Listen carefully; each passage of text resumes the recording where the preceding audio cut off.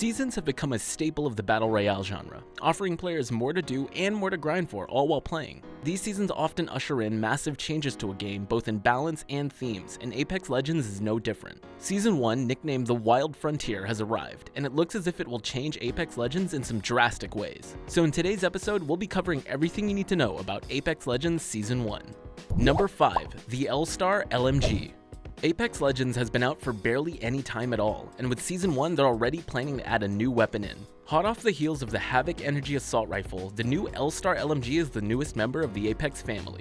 Those of you that are longtime fans of the Titanfall series will be very well acquainted with the L-Star. Added in Titanfall 2, the L-Star is a rapid-fire, energy-based light machine gun that excelled at close-range combat. Its high damage and fire rate allowed the weapon to shred through the health of enemies in seconds.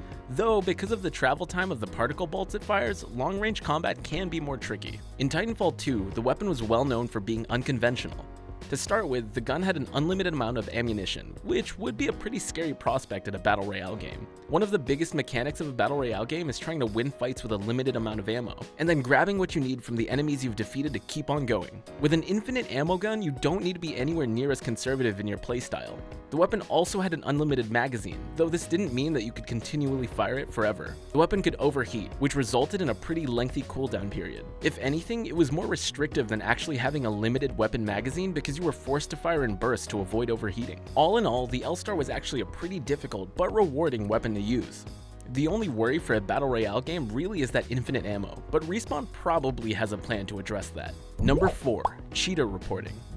Every online game tends to have problems with cheaters and hacking, though Battle Royale games seem to get it even worse than most. Apex Legends is no exception to this rule and has been under siege from hackers pretty much since the game released. Hacks in Apex Legends have ranged from the standard fare of wall hacks and auto-aim to high-speed running hacks that allow players to run across the map at impossible speeds. Apex Legends does use Easy Anti-Cheat Launcher, which makes it harder for hackers to ruin the game, but it's still not impossible. Even though Apex Legends has banned upwards of 500,000 accounts for using cheats, hackers still manage to slip through the cracks and ruin the game for normal players. Luckily, Respawn has now introduced an easy way for players to report on hackers. Players are now able to report on cheaters that they come across in their games, and that report will be sent directly to Easy Anti-Cheat for review. This should allow players to tackle the increasing problem of hackers directly, taking more hackers than ever before out of the game for good. This can be done both on PC and on consoles after you've been killed by an enemy. The report will be sent off and then checked by the Easy Anti-Cheat program. If a hacker is found, their hardware will be banned from the game permanently.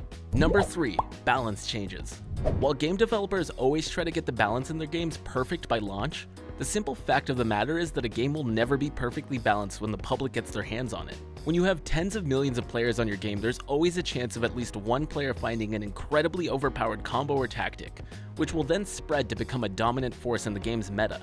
With the Season 1 update, a massive balance patch was added to the game, mainly affecting the characters. The biggest changes were made to the characters' hitboxes. Since the launch of Apex Legends, it's been blatantly obvious that some characters' hitboxes, namely the larger characters like Caustic, Pathfinder, and Gibraltar, had hitboxes that were way bigger than the character's actual in-game model. This means that, even if bullets weren't actually hitting the character, they could still end up doing damage. In the latest patch, the hitboxes of these 3 characters have been reduced and optimized, so now they're more accurately reflecting of the actual character model. Now, alongside that major update to the hitboxes of the characters came some smaller adjustments too. The cooldown time for Caustic's gas trap was reduced by 5 seconds, from 30 seconds originally to 25 seconds now. The traps are also now able to spread their gas 10% further, and that 1 second delay to dealing damage has been removed. Pathfinder has also had 2 more of his beacons added to the world, so now it should be easier for Pathfinder players to actually use that ability. Bangalore's double time passive was slightly nerfed from giving you a 40% move speed bonus to a 30% move speed bonus.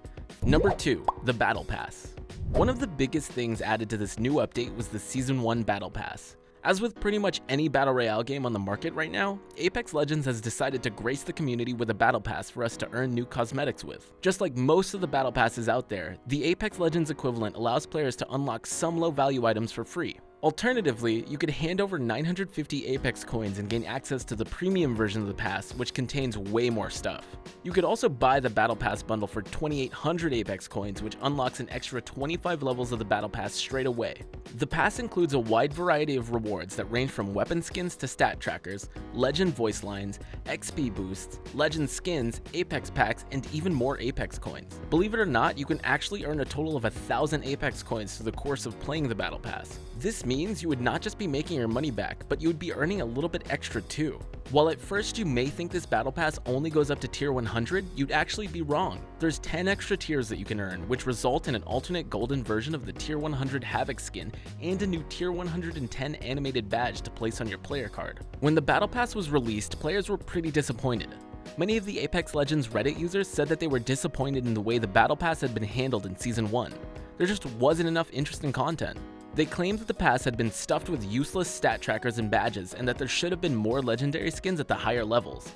Some also declared that they were disappointed in there being no challenges to complete. Respawn quickly made their position on Season 1 clear, however. In a blog post, they claimed that the first version of the pass wasn't built around complex quest systems. They just wanted it to be simple and focused around allowing players to just learn the game. In other words, this battle pass wasn't meant to be loaded with extras. It was just meant to be a starting point that allowed players to jump on and have a little extra to grind for. At the moment, we don't have any concrete dates on when the current battle pass will end, though with Season 2 slated to start around June, it's likely that players will have more than enough time to climb through the ranks of the 110 tiers in the pass. Number 1. Octane. Are you ready for some brand new high-octane gameplay? Then Octane might just be the character for you. Purchasable for 750 Apex coins or by spending 12,000 Legend tokens, Octane is the first brand new character to be added to Apex Legends since the launch of the game. The character, full name Octavio Silva, is a hot-headed adrenaline junkie who is the son of a successful pharmaceutical CEO. In his Daredevil exploits, he one day set the course record for a nearby gauntlet challenge by using a grenade to launch himself across the finish line. Hours later, he was laying in the triage. The doctors said his daredeviling days were over, but that wasn't enough to stop him. With a pair of bionic legs, Octane decided to take things to the next level. He signed up for the Apex Games. Octane's tactical ability is a stim shot with a 2-second cooldown.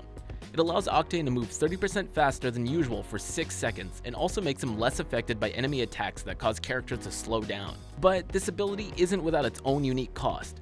The ability actually takes 10% of your own health to use. But you don't need to worry about that health cost too much because Octane's Swift Mend passive is actually a heal over time ability.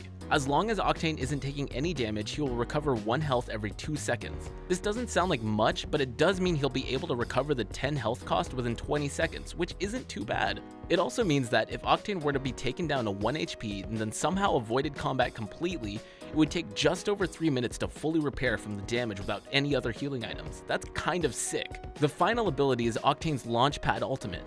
This ability takes 90 seconds to charge up and then allows Octane to place down a launch pad that catapults players and objects through the air. Now, it may seem a bit underwhelming when you first use it, but nothing beats the feeling of soaring through the air at Mach speeds all while hyped up on Octane's Q ability. You can flank an enemy and then riddle them with bullets with serious ease.